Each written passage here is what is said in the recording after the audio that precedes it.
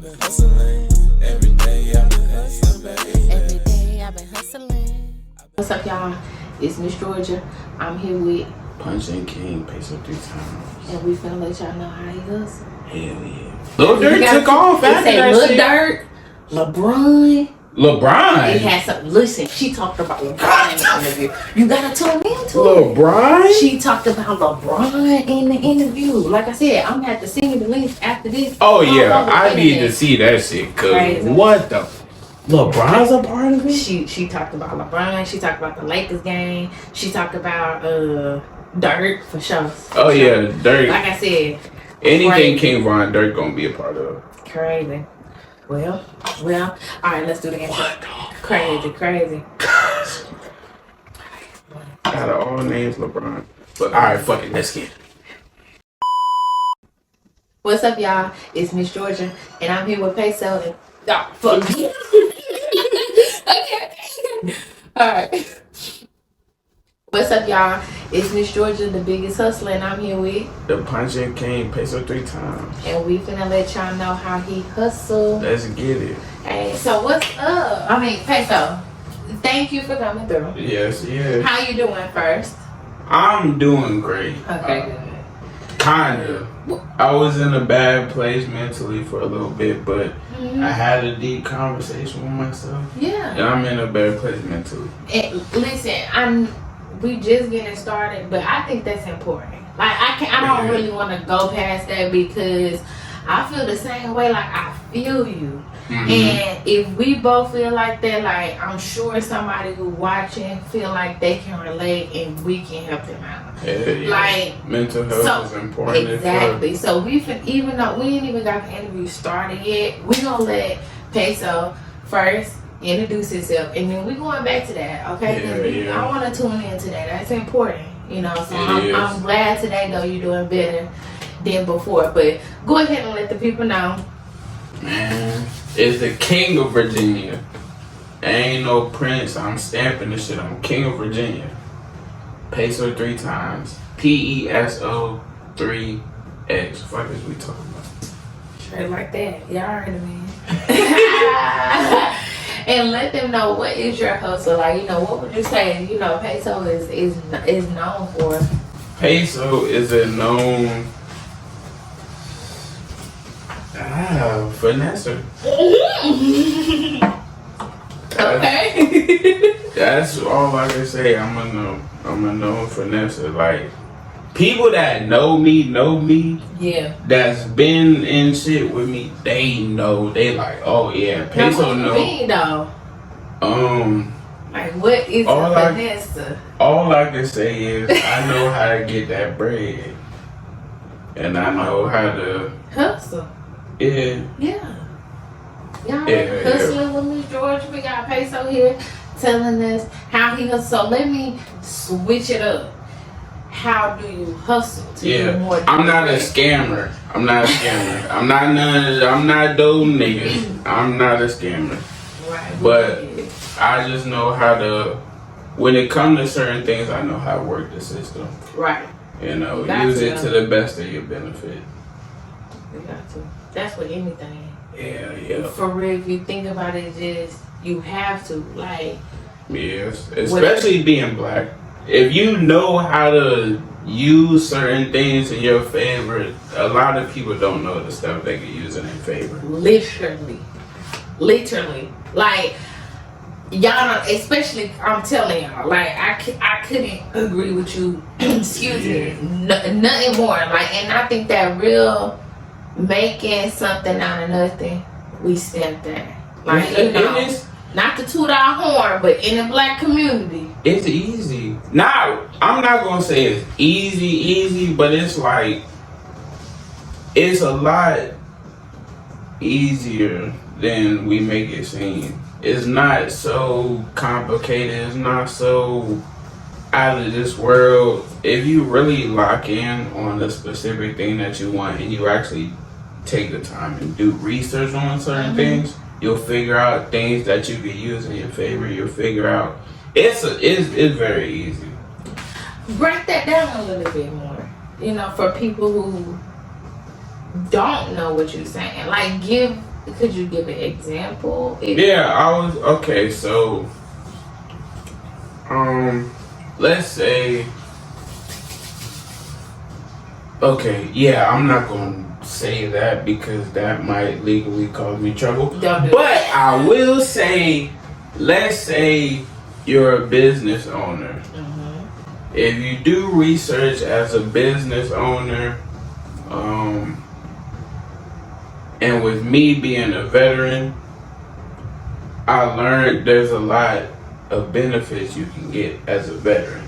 And so therefore, me being a veteran at first, I didn't know the information, but talking to other veterans and talking to other people, there's a lot of stuff behind the scenes within anything that people don't know about. Like, y'all see certain things at the front, but you don't see what's in the back. Exactly. You know? Exactly. But you really gotta take time, you really gotta do research, and you really gotta talk to people that know things.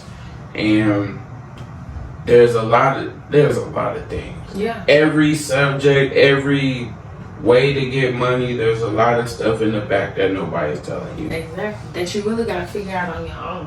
Yes, and once you figure it out, or if you have somebody that, you know, is not a selfish person, Yeah. and that's willing to share information because they want to see you grow, like that's one of the easiest ways other than doing the research. Facts. And you know, we're not always, you know, fortunate enough to find people that is willing to help. So yes, make sure you know, search and, you know, learn on your own, because that'll take you a long way. Yeah, so I feel you. I definitely understand. So really, that is a good example of a finesser. You know, figuring out how to use what you got. There's so many loopholes in the system people don't know about. Exactly. It's so many loopholes. Better get to thinking. That's it. Yeah, because we just look at the bare minimum. But when you look at certain things and you really actually take the time to learn, you're like, wow. Yeah. Because there's so much stuff behind the curtain nobody knows about. Exactly. You just gotta take the extra initiative, you know. If you got that hustle mind and you got that mental stability, you got everything going, you'll be able to put a couple extra days on or up, you know, hours. You know, it could take you weeks, it could take you months, but you know, the payoff with loopholes is amazing. Especially if you put in all the work by yourself. Yeah. You know, the payoff is great. Not saying you gotta do it by yourself, but like what I'm encouraging is, you know, go out there, learn, research. You know, if you want something, get up, figure out how to go get it. That's pretty much, you know, what we're saying. Oh yeah, it's beneficial. It is very beneficial by yourself, but if you got people that's teaching you certain things, like me, I'm the type of person, like, if somebody teaches me something, and I end up making more money than them, or I end up somebody tell me some information, I end up making $50K. Yeah. I'ma always be like, okay, you gave me this information, I made $50K. I might slide you a little 5-10 piece, you know, on the side, and she'd be like, this is, you know, because I'm that type of person. Yeah. I feel you though. And we started off at the beginning. I'm going back before we get, you know, too deep into the interview. And I just read your jacket. You know, what it say? It say you are enough. Okay, and then on the back, you gotta read the back out loud. Okay, it says, dear person behind me, the world is a better place with you in it. Love the person in front of you. Yeah. Hey, that's probably the best sweater I've ever seen. Yeah. You don't know, have you went and stood in a line anywhere to let people read? No. This is the first time I'm wearing this. Okay. And you wore it to the Hudson Majority. Yes. Okay. So look, y'all that's in front of us, you are enough, and the world is better. But you in it. And you're on camera, so you're in front of us all the time. Yes, but love that, and I think that got us right back on the topic that I wanted to get back on, mental health. Yes. You know, so I asked you how you were doing, you know, and you was like, you know, you kind of like, you know, wasn't yourself, Yeah. but then you got on your Twitter to encourage other people. Mm-hmm. You know, explain, or we're not gonna say explain because that can get deep, but Yeah. any advice that you would give someone who just feel like they just a little bit under the weather, they can't figure something out, they just back against the wall, feeling stuck, you know, not feeling like themselves, what would you say? What kind of advice would you give? I would say, it's really meant for overthinkers, but it works under any circumstance. Like if you're going through something, if really just anything's going negative, think about where you're at, and also think like, how do I word it? Where you could be. No, not where you could be. It's like, it's basically your next step. Like instead of like, you got so much stuff going on and you're like, okay, I gotta do this, I gotta do this, and then also I gotta do this as well. If you break everything down into like, okay, I'm feeling this way. Why do I feel this way? What's the next step? When you think about the next step when it comes to anything, just one step. One. That's all it takes. It's one step. Yep. Because we, as people, we always look at, oh, this, you know, we look at everything. Exactly. But if we really narrow things down to one step and just move forward, if you can see the next step that you need to take, you're in a better position. Exactly. And you're in the best. That's all you got to see is the next step. Don't worry about this. Worry about the next step. And then once you get the next step and once you get it down, then you worry about the next thing. But taking everything a step at a time, taking everything a day at a time. If you ain't got a day, take it an hour at a time. Mm-hmm. You know, always find that time frame. Always Exactly. That was simple. And you can really apply that to anything. Literally. Anything. And I think it can definitely get you to wherever you want to be. Like, simple. Just find it. Yeah. Because once you execute. Once you get it, do 100%. Put all your energy into that next step, 110%. And then once you cross that step, you think about the next step. Same thing at that next step. Exactly. And then you just repeat the process to where it's not overwhelming, it's not overloading, you know, because everything is overwhelming at this point. True. Us as humans. I mean, we're regular people going through regular, you know, regular things, and then you having everything else to deal with. So breaking it down and just saying, just take one thing at a time, one day at a time. Yes. And yes, that like I can't say anything. We probably just like saved so many people just with that. So I feel you. So shout out to you, PESO. I appreciate it. For giving great advice about mental health and even just wearing a sweater. You feel me? Yeah. I'm a big fanatic on mental health. Yeah.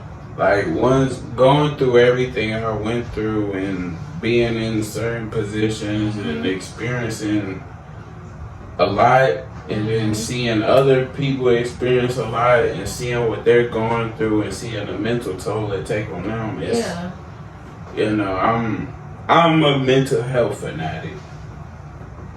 Question. And only if you want to, but Yeah. I heard you say, a lot of the things that you went through or, overcame, like, or is it anything like, you want to share? Like, what do you mean? Like, what would you say is a point of time in your life that you feel like you had to hustle and grind the most? Like, it was just... I would say the time I really had to hustle and grind the most was after. It's two, really. Tell us. Basically,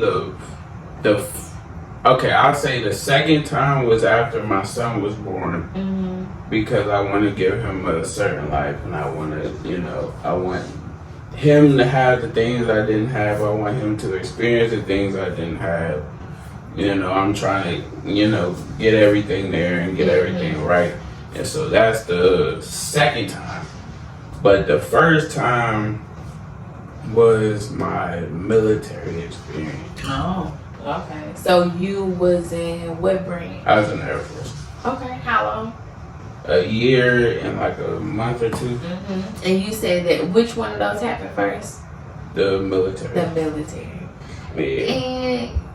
And I don't think we give people who serve, enough attention and feedback. So just in case there's anybody who was ever in the service thinking about going to the service or, thinking about re-enlisting, whatever, what would you say? We'll do it like this. What would you say was the best part about that experience and the worst? Because I'm sure you learned something. I'm sure you got something from it. You just was telling me about the benefits. So I'm sure it's the best and the worst. I would say the best thing I got from the military was the disability. And the worst thing was serving was the worst thing. Wow. I'm gonna be honest. Serving was the worst thing. Like,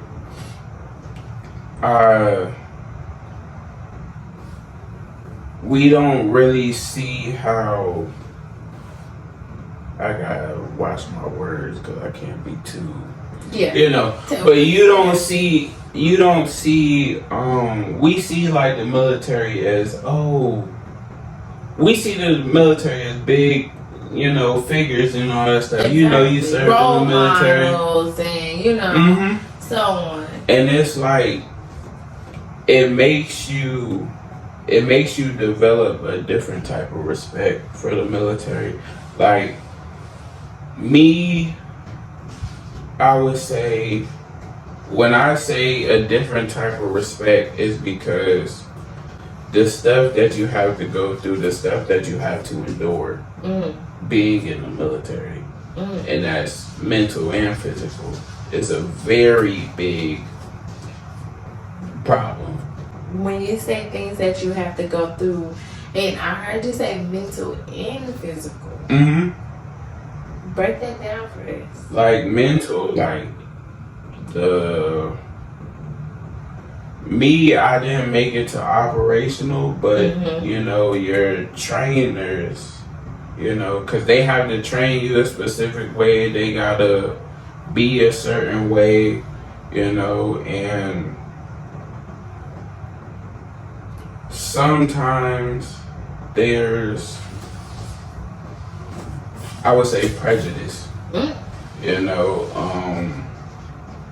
I've experienced it to where, as far as race, yeah, like during my time, like the amount, my MTIs is what they call them. They always singled me out. Like, I was always the problem person. I got written up because my first sergeant lied on me. On a conversation me and him had in private, he lied on me to my instructors.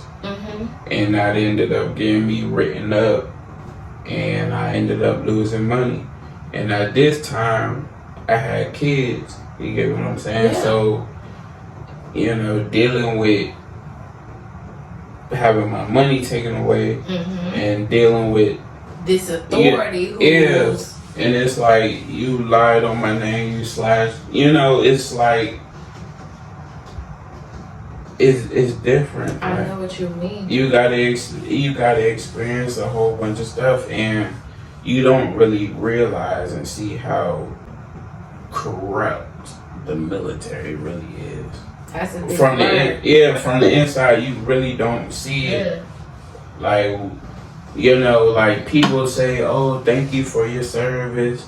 Me, when people say thank you for your service, it really means a lot to me because y'all see what we go through. Like, some people, everybody, when they think of military, they think of, oh, go to Afghanistan, Iraq, and all that stuff. Yeah. But when it comes down to it, like, y'all don't know the battles that we had to face with leadership, or y'all don't know the battles we had to face within one another. Exactly. And so it's like, y'all were put on a pedestal as like, yeah, you're fighting for our country, but y'all don't really they don't really understand like what happens in the back.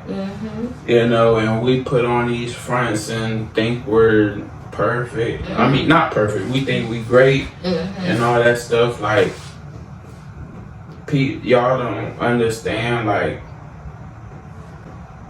how many friends, comrades I've seen fucked up because of the military. Yeah. Like, and that's just every person that I'm friends with on the military that's been in the military. Like, they get out and they have all these mental issues and mental problems. You know, that really like they have all the like depression, anxiety. Like, people don't understand what the military really goes through, and you know. Like, people think, oh, it's combat, or when I tell people I'm in the Air Force, they think I'm flying planes all the time. No, I was in the technology part. You know, I never touched a plane in my life. You know, and so it's like they don't really truly understand what we go through as the military. And so not it's like, even just like you said, like, oh, going to fight in the war, but it's real deal stuff, like, you know, that can affect you, you know, as being a human being. So I completely understand, and that's not nothing that's new. Yeah, and it's like rank matters. Yeah. If you a E3 and somebody that's an E4 is telling you if an E4 tells leadership something, you as an E3, you gotta defend yourself. It don't matter unless you have 100% physical proof. Like, I can pull out my phone right now and show somebody something. They're always going to take the higher rank. And that's really we talking about the military right now, but you know, we can break that down to politics, law enforcement, everything, and everything's corrupt. Yeah. It's always some bad guys everywhere all the time. Listen, you know, like you just said, we just was talking about how it was loopholes and ways to get around everything. So, exactly. Well, PESO, thank you for your service. I appreciate it. Thank you for trying, for fighting for your country, for sharing that. You know, because and we're not here to like change your opinion. You know, if this is what if you were already thinking about enlisting, then fine. What we're doing is we have PESO here who has experience. He's been there. He's giving you his feedback, you know, and it's however you take that feedback, you know. Now, if you're thinking about it still, make sure you be considering of what he said. And you know, hey, I need to go locked in, my focus, you know, remembering, knowing what to look out for, knowing to always, you know, be safe, or take it however you want to. You know, it's just how you apply. But again, thank you, PESO, for serving. And now, because you're an artist, were you doing music then? Were you? Oh yeah, I was doing music since I was like 11.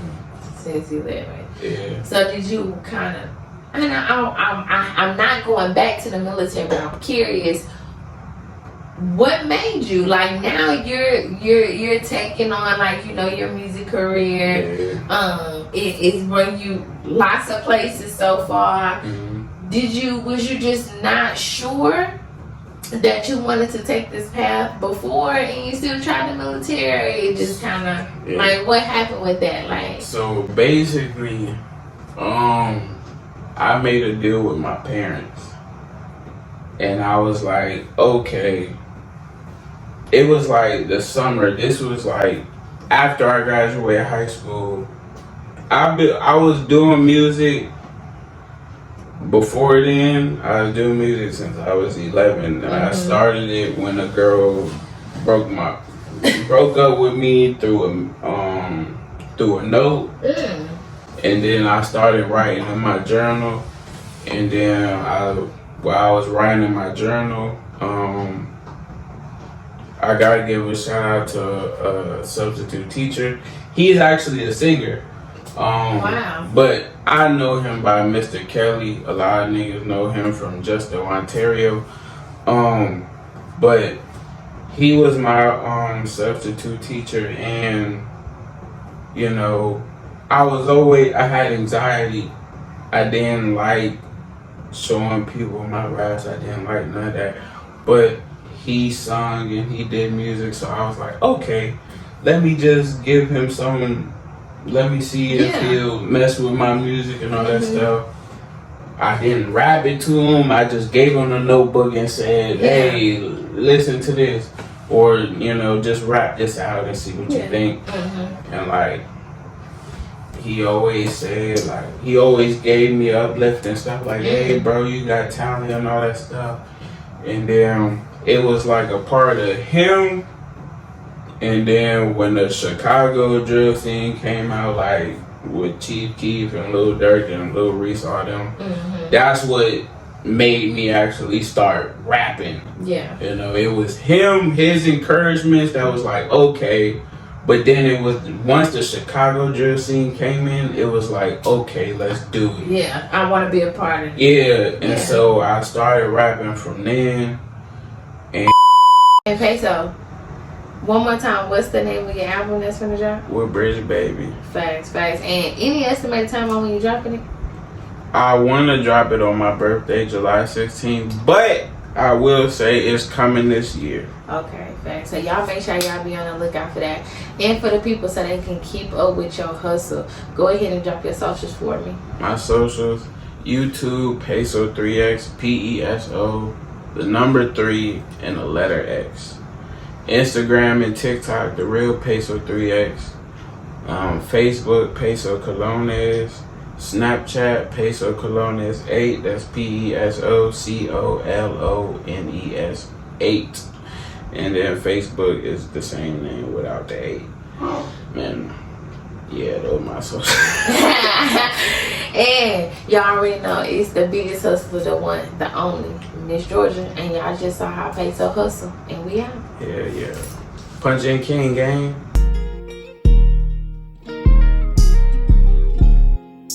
Every day I've been hustling.